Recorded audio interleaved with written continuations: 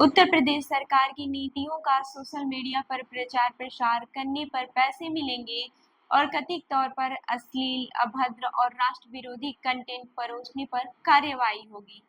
इसी सप्ताह बुधवार को उत्तर प्रदेश सरकार ने यूपी डिजिटल मीडिया पॉलिसी 2024 की घोषणा की थी, जिसमें इस तरह के प्रावधान किए गए हैं। इस नई पॉलिसी के सामने आने के बाद से विपक्ष, कई विश्लेषक और सोशल मीडिया इन्फ्लुएंसर्स सवाल उठा रहे हैं और सरकार की प्रचार प्रसार करने पर पैसे देने की इस नीति को रिश्वत करार दे रहे हैं। साथ ही वो आरोप भी लगा रहे हैं कि इस नीति के बहाने सरकार अपने आलोचकों को धमकाकर उनका मुंह बंद करवाना चाहती है। वहीं सरकार इस नीति को प्रदेश में बेरोजगारी दूर करने की दिशा में उठाया गया कदम बता रही है। आपको बता दें कि नई डिजिटल नीति के बारे में उत्तर प्रदेश के प्रमुख सचिव संजय प्रसाद की ओर से 28 अगस्त 2024 को जारी प्रेस नोट में कहा गया है, सरकार के कामकाज का प्रसार करने पर प्रोत्साहन दिया जाएगा, जो विज्ञापन के माध्यम से होगा।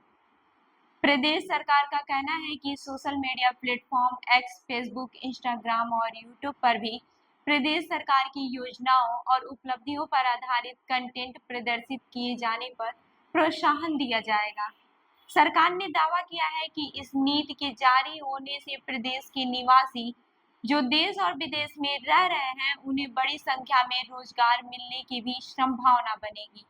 सरकार के मुताबिक इस योजना का लाभ सब्सक्राइबर्स या फॉलोअर्स की संख्या के आधार पर मिलेगा।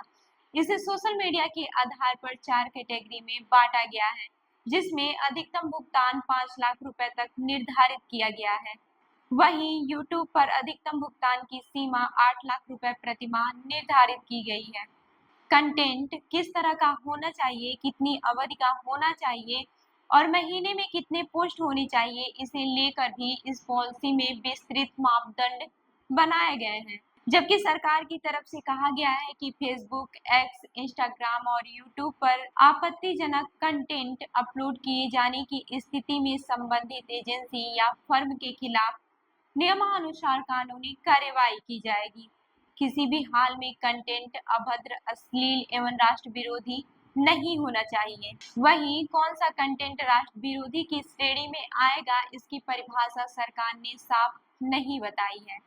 ऐसे में कई विशेषज्ञ सवाल उठा रहे हैं कि सरकार अपनी सहूलियत और राजनीति के हिसाब से राष्ट्र विरोधी की परिभाषा तय कर सकती है और इसका इस्तेमाल विरोधियों या फिर सोशल मीडिया पर अपनी आलोचना करने वालों का दमन करने के लिए किया जा सकता है। बता दें कि हाई कोर्ट में वकील मनुश्रेष्ठ मिश्रा कहते हैं, पहले आईपीसी की धारा 124 ए यानी राष्ट्रद्रोह में 3 साल से लेकर उम्र कैद तक का प्रावधान था, लेकिन भारतीय न्याय संहिता 2023 में राष्ट्रद्रोह को लेकर धारा नहीं है, पर धारा 152 इससे मिलती जुलती है, जिसमें भारत की संप्रभुता एकता के खिलाफ काम करने पर उम्र कैद या 7 साल की सजा के साथ जुर्माना किया जा सकता है। वहीं सोशल मीडिया पर अभद्र भाषा का प्रयोग करने पर आईटी एक्ट के सेक्शन 66 ई और 66 एफ में मुकदमा लिखा जा सकता है। विपक्ष का कहना है कि इस कदम के जरिए सरकार सोशल मीडिया कंटेंट को भी रेगुलेट करना चाहती है। विपक्ष का आरोप है कि इस कदम से लोकतंत्र कमजोर होगा, लेकिन प्रदेश सरकार के सूचना निदेशालय की तरफ से कहा गया है कि इस नीति के अंतर्गत सूचना निदेशक को अधिकृत किया गया है। वो कानूनी तौर पर ऐसे लोगों के खिलाफ कार्रवाई कर सकते हैं जिनका कंटेंट राष्ट्र विरोधी, समाज विरोधी और अभद्र होगा। यह कार्रवाई एफआईआर दर्ज कराने, पोस्ट को डिलीट करने और सरकारी विज्ञापनों को बंद करने तक की हो सकती है।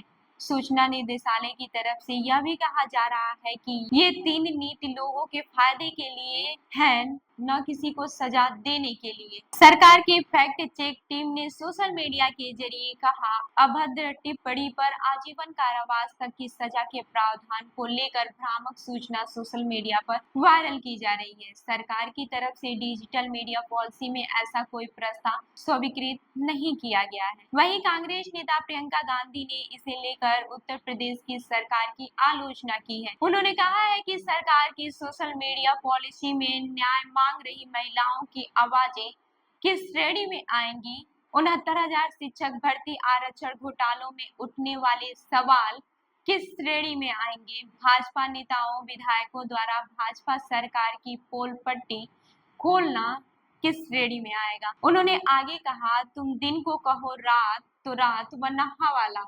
नीति सच को दबाने का एक और तरीका है। क्या भाजपा लोकतंत्र और संविधान को कुचलने से ज्यादा कुछ और नहीं सोच सकती? अखिलेश यादव ने एक्स पर लिखा, हम बांट रहे हैं दाने, गाओ हमारे गाने, जेल तुम्हारा घर है अगर हुए बेगाने। यही है उत्तर प्रदेश की भाजपा सरकार की नई सोशल मीडिया पॉलिसी का सच। उन्होंने कहा कि ये तरफदारी के लिए दी जाने वाली भाजपाई घूस है। भाजपा अपनी करतूतों पर पर्दा डालने के लिए सरकार के जड़ों में पड़े रहने वाले नए जमाने के चारण पैदा करना चाह रही है। भाजपा भ्रष्टाचार की थाली में झूठ परोस रही है। जनता के टैक्स के पैसे से आत्म प्रचार एक नए तरीके का भ्रष्टाचार है। लेकिन उत्तर प्रदेश की बीजेपी के प्रवक्ता राकेश त्रिपाठी ने कहा, विपक्ष सिर्फ भ्रम फैला रहा है। डिजिटल मीडिया पॉलिसी से नए रोजगार का सृजन होगा।